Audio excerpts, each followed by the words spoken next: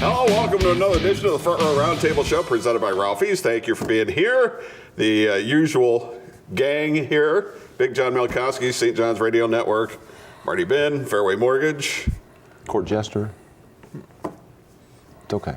Whatever you want to. Court jester. I like court jester. That helps build your credibility. We're talking sports. Mortgages, I kill it. But sports, sometimes I think I know something, and then I don't know anything. Like, I don't know what pass interference is now. Well, we'll find out what he knows. Super Bowl, all set. Nothing to talk about. Nope, 2 boring games. Wow. 2 overtime games. Never happened. Can we start there?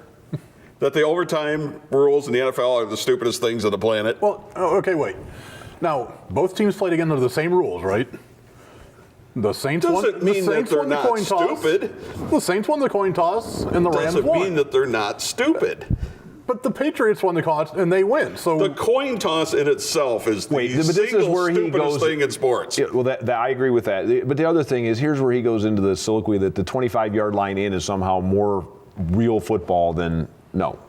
Just I didn't say the 25-yard line. Just kick it off and play 10 minutes. You said the 25-yard line. Well, yeah, but that's one of the other. Just kick it off and play another 10 minutes. That's not what I'm suggesting. Okay, what's your suggestion? See, once again, trying to put words in my mouth that aren't there. Well, I don't know. I thought I recalled in the past you like the college system better than the pro system. I think they're both stupid. I do like the college system. You know why? It's entertaining. Because you like 78 to 75 as the final score. Sports is entertainment. How often does that happen? I like it when the overtime. I like it when the overtime reflects the character of the regular game. That's what I like. You can simply play 10-minute quarter. That's what I'm just saying. Yes. Which is where I was going before you tried to insinuate that I was somehow a wackaloon. Okay. So we agree on something? Just play 10-minute quarters and see what happens? I think that's awesome. I have no problem with that because there's very little chance of somebody running a 10-minute drive and being done. I mean, it almost never happens. If it does, you lose. But at least then both teams will get the ball. Well, but if you're the Chiefs, stop one of those 3rd and 10s. The coin toss is stupid. Don't line up off sides. There is a video that kind of shows it doesn't look like he is offsides. There was also video showing J.T. Barrett wasn't short. Which has nothing to do with this whatsoever. Video can show whatever you want it to show. You can take an angle. You can take an angle. Oh, yes, you can. You can take an angle from. Video can show whatever you want it to. No, video is evidence. Haven't you seen Wag the Dog? You can make up anything. No, I've never seen Wag the Dog. Never mind. I don't even know what that is. Has nothing to do with anything. The coin toss is the single stupidest thing in professional sports, bar none. Just give the home team the choice, pure and simple. It's a home field advantage. They don't toss the bat up before a baseball game and run their hands up the knob. They don't, what do we do? Spin the football in lines and spaces, or, come on. It's just stupid. At least then at the end of the game, you know whether you're getting the ball first or not. Then you can decide whether you want to tie the game, send it to overtime, or maybe you might want to go for 2 and not risk overtime because you're not getting the ball to start. Fine, I agree. He's trying to derail the show. We're what, 5 minutes? No, I'm not even trying to. The overtime's stupid. If almost as stupid as the replay rules. If they wanted to do something like college did, which I wouldn't have a problem with, I'd stick the ball at the 40-yard line. But special teams are part of the game. You have to drive. But in the playoffs, they probably wouldn't do that. In the playoffs, it should be 10-minute quarters. In the NHL, they have, a shootout during the regular season. They don't have a shootout in the playoffs. Correct. Well, and that's fine. If you want to change it, making a full quarter in the playoffs is one thing. During the regular season, I still think you try to shorten it and just first team to score wins. But, it's a touchdown, a game's over. A field goal, it's not over. Safety, it is over. Come on. If you have to take that long to explain the rules in the first place, there's something wrong with it. I don't know. I hate it. Well, I hate it with a passion. No, I always think it's funny that they have to explain the rules of overtime every overtime game to everybody. It's like a couple years ago, someone didn't know them and got it wrong in their head. Well, but I mean, at a baseball game, the umpire doesn't go out and say, "Okay, we're going to extra innings, so both teams are going to get to bat, and if the one team is ahead at the end of the extra innings, we're done." No, but in the minors, they'll start with that runner on second base now. Well, that's stupid. That's not the real game either. I'm just saying. And believe me, I saw my share of it this past year. But let's not forget that sports are entertainment. Sports without entertainment is soccer. I established that a long time ago. There has to be an entertainment value to it. Not in the playoffs. And I'm sorry, the college football game that went 70-something to 70-something was a really entertaining game. I couldn't shut the thing off. But it's not real football. No, what's real football? It's makeup. No, that's not how football is really played. Well, what's real football? We've done this before. This is not a game. You kick it off, you play defense, you have field position that matters. It's not a game that's been handed down by Thor and the gods above to play a certain way. Somebody created the game in the first place. And you can create it with any rules that you want to. And quite frankly, the NFL changes the rules every year anyway. And almost everything they try and tweak, they goof up. Yeah, except the stuff that really needs to be tweaked. You can't have pass interference be a replayable call. They do in the CFL, and they don't have any problems.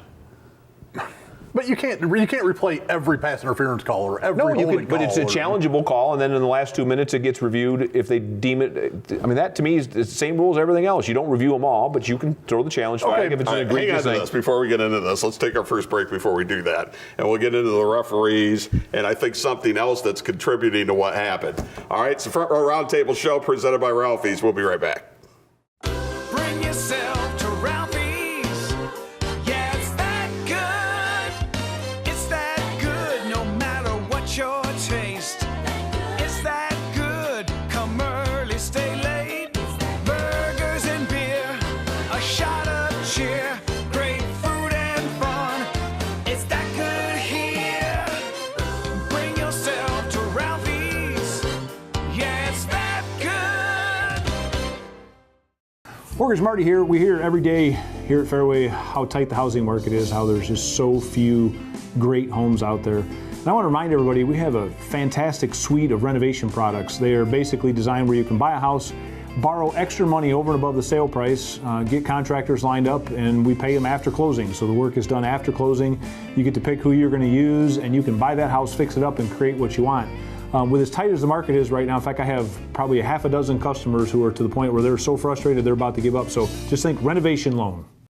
It's February Fury as Powerbomb Wrestling is back in action in Toledo on Sunday, February the 10th at 5 p.m. at St. Clements Hall, 2990 Tremainsville Road. Unchained Brandon Day defends the heavyweight title against former champion, the amazing Nate Matson. Also, Madman Fulton, the Circus of Pain, Sexy Sean Casey, Malice, Ben Boone, Queen Amanada, and more in action. Get your advanced discount tickets right now at pbwexcitement.com. It's coming up February the 10th. It's Powerbomb Wrestling.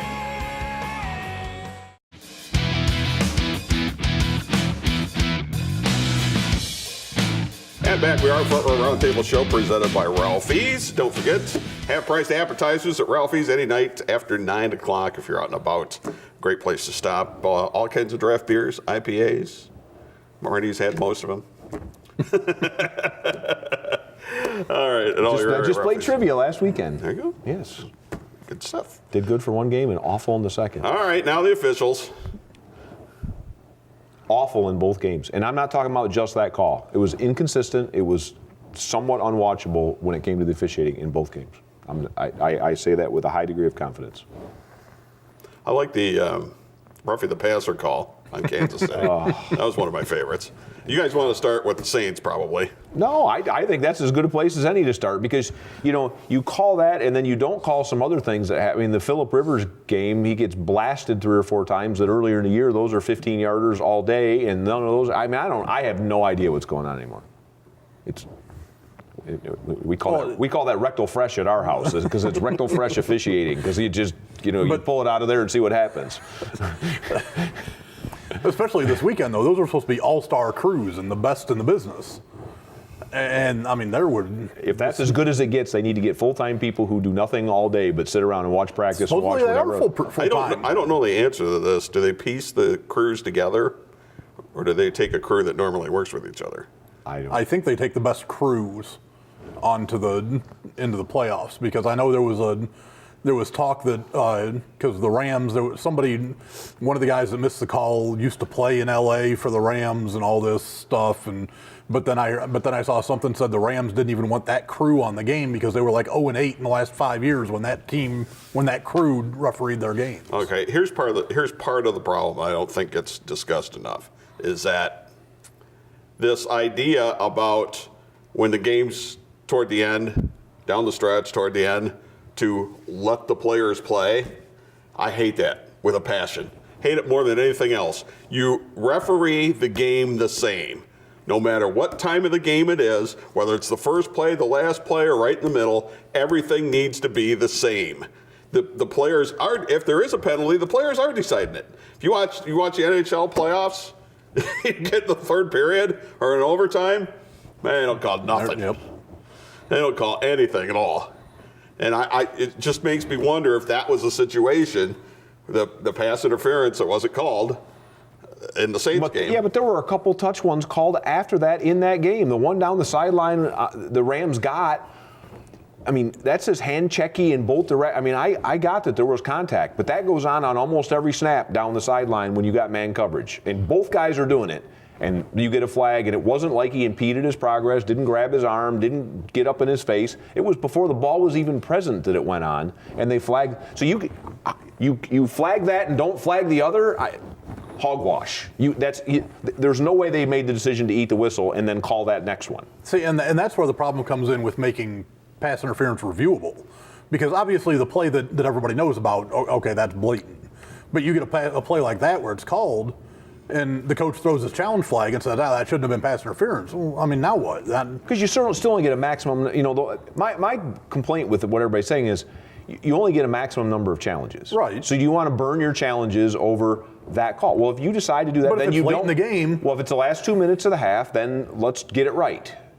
I mean, I don't think you're going to slow the game down near as much as the whole world thinks you are, because those are the calls that we all watch and we all point to because it matters. Make it a reviewable thing. It's still a challenge, and let's move on. But if you're going to review everything in the last 2 minutes, like they do now, if in the last 2 minutes you don't need a challenge, you're going to get like the NBA, where the last 2 minutes of a basketball game take 30 minutes to play because they're always going to the monitor.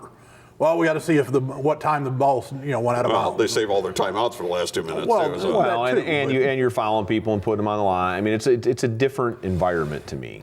But you're still going to have way too many guys going over if you're going to have every holding call and every pass interference call and everything. But nobody really knows what holding is either. Well, no. I hate to say, I don't go back to the leather helmet days, but I don't know if you remember. Well, me anyway. I think I'm older than both you guys. So, as a kid, all the football cards of the linemen, they were all like this. Yeah. Because you couldn't grab. Yep. Period. You couldn't grab. The old electric football game. Now you can grab as long as you're inside the shoulders, but then you have to, if you grab outside the shoulders, you have to then release right away. Well, here's the thing. If you don't want your quarterback alive in today's football, get rid of the ability to grab, and there will be no quarterback that plays all 16 games. But when you do that, what I'm saying is it becomes a gray area. Right. And then you argue all the time about, well, there was a holding call, nobody called it, or they did call a holding penalty, and it's like you could have called that at every play. Oh, absolutely. So nobody knows what it is. I mean, if you have a good grip and you're close, that guy can't move to make the official see that you're being held. I mean, he's just stuck if you're not as strong as the lineman. You're just. I'm not going to use the words we'd say to grab, but we had very specific instructions when I've coached, and it was grab a. I think every time you make the rule more complicated, it just becomes a mess. But this isn't complicated. I mean, anyone roughing the passer is complicated now. Well, roughing the passer, the way they adjudicate that now is stupid. What I'm saying is, the penalty that everybody's looking at isn't. That's always been pass interference in any football game forever. I'm sorry, it just has. And oh, by the way, the helmet-to-helmet part, ever since that rule's been in play, so there wasn't one foul, there were 2 fouls on that play. And there were 2 referees standing watching that entire play. One from one side and one from the other. So if one couldn't see the pass interference clearly enough, the other one, that one certainly would have had to see the helmet-to-helmet and vice versa. I mean, it's garbage. Well, and I can't believe that one of the other officials didn't throw a flag from 40 yards downfield just to get the guys together and say, hey, you guys might want to think about this. Well, that and what I've heard is the excuse is one of them thought it was tipped. Well, same thing. How hard is it to drop the flag? We've seen it. Throw the flag, and then the other guy comes over and goes, no, it was tipped. It was tipped. And nobody tipped. What I'm saying is, but that was one of the early rationalization. Yeah, okay, excuses that was thrown out there, and I thought that's because they throw it all the time, and then pick it up and wave it off, and that's as it should be. It was on Twitter right after the game that Roby Coleman said one of the officials told him, well, the ball was tipped. I'm like, the official shouldn't be saying that because he's watching the play downfield. That's the excuse because he knew he blew it. I mean, that's. Oh, he knew. Oh yeah. He knew. You saw the interview, right? Yeah. Yeah. He knew it was a penalty. Garbage. But the stupid thing is now some guy filing a lawsuit against the NFL on behalf of the Saints ticket holders. It's like, the commissioner is not going to come in and use his best interest of football thing. Yeah, but the fact that it was the Saints after the way the NFL ridiculously handled Bountygate, if you're a Saints fan, you got to be a little chafed at this point because look how they lost last year in the playoffs. But that was a fluke. That was a fluke play. I'm just saying that's two brutal ways in back-to-back years to get knocked out of the playoffs. When maybe you were the best team in that conference at the time. Well, I think it's funny that the Benson family came out and made a statement that the NFL should be classy and do it right.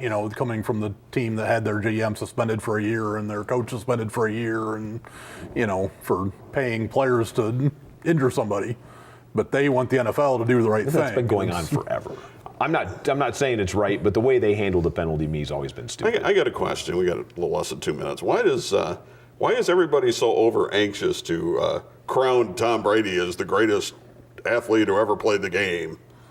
Well, he's not the greatest athlete. I mean, you can go back and watch his combine and see that he's not an athlete.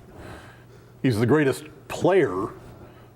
He's been to more Super Bowls than any other team. Yeah, there were a lot of players that played before there was a Super Bowl.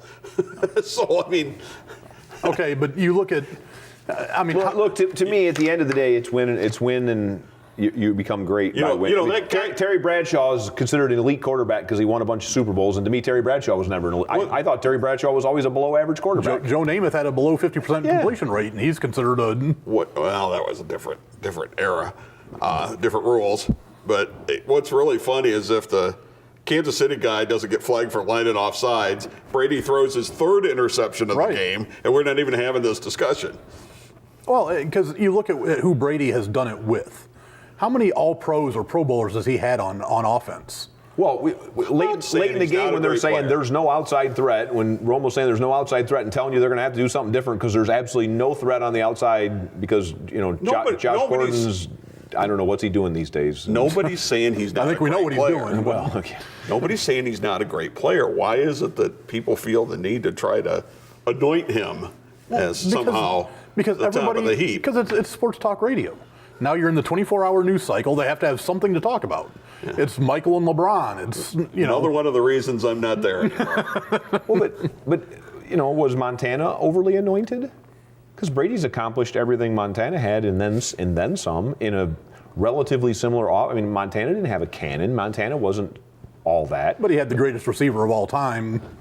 I'm saying so. If you take that out of the equation, is Brady clearly better than Montana, who's put up on the Mount Rushmore of quarterbacks because he won some Super Bowls? Take Brady's trainer out of the equation. How about if they didn't have the... And then we'll take the Steelers steroid era trophy rings away. How about if they didn't have the sack rules they have today? Would he still be playing right now? No. Probably not. No, and neither would a lot of others. And that's where I go back to the NFL has changed rules so many times. It's so difficult to try to compare players of different eras. I'm not saying he's not a great player. He is a great player. But in the last 20 years, he's the greatest quarterback. Because he's won the most. And to me, at that position. Well, you think it's Tony Romo, but that's... No, Tony Romo's now the greatest commentator out there and the most fun to listen to. Right, because there's no danger of him dropping a snap. No, stop it. Let's stop it. We're way overdue for a break here, but he texts me about... just go to break. I have a treat for you when we come back. It's Des Bryant's fault. I have a treat for you when we come back. Just go to break. All right. We'll be back for our Roundtable show presented by Ralphie's. yourself to Ralphie's. Yeah, it's that good. It's that good no matter what your taste. It's that good. Come early, stay late. Burgers and beer, a shot of cheer. Great food and fun. It's that good here. Bring yourself to Ralphie's. Yeah, it's that good. Mortgage Marty here. We hear every day here at Fairway how tight the housing market is, how there's just so few great homes out there. And I want to remind everybody we have a fantastic suite of renovation products. They are basically designed where you can buy a house, borrow extra money over and above the sale price, get contractors lined up, and we pay them after closing. So the work is done after closing. You get to pick who you're going to use, and you can buy that house, fix it up, and create what you want. With as tight as the market is right now, in fact, I have probably a half a dozen customers who are to the point where they're so frustrated they're about to give up. So just think renovation loan. It's February Fury as Powerbomb Wrestling is back in action in Toledo on Sunday, February the 10th at 5 p.m. at St. Clements Hall, 2990 Tremainsville Road. Unchained Brandon Day defends the heavyweight title against former champion, the amazing Nate Matson. Also, Madman Fulton, the Circus of Pain, Sexy Sean Casey, Malice, Ben Boone, Queen Amanada, and more in action. Get your advanced discount tickets right now at pbwexcitement.com. It's coming up February the 10th. It's Powerbomb Wrestling.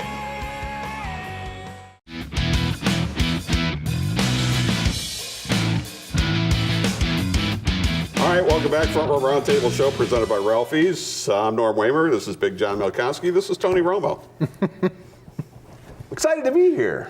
Where's your little microphone? And Come on, he killed it. If you watch the game, he killed the fourth quarter and overtime in particular. He absolutely slayed it.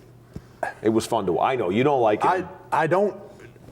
He was great in calling the plays. You know, when Brady would back up and Tony would call what it was doing. I hate the guys who have to add all the sound effects in. You know, when he goes, oh, that's gonna be close. Just you hate stop. John Madden? Oh, I couldn't stand it. He likes Joe Buck though.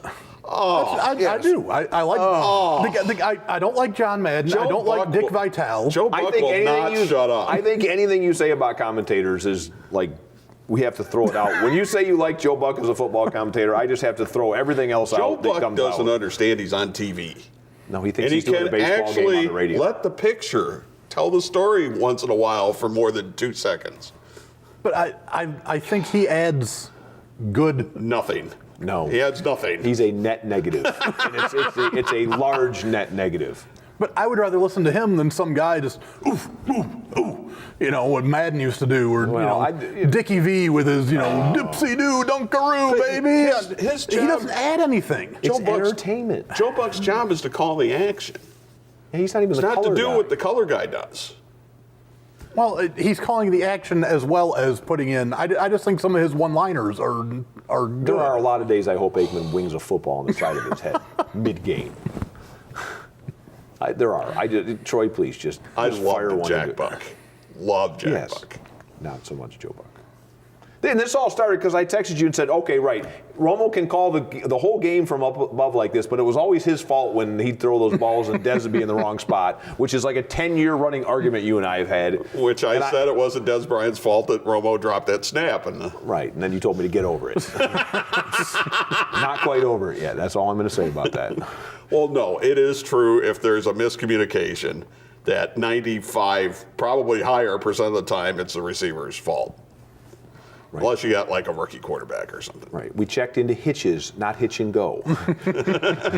And by the way, the result of that is really ugly. And you throw it at the back of his head, and he keeps going, and the DB standing there catching the ball. It's usually Tony running the other way trying to tackle somebody. Correct. That happened several times one night, and he was just killing me.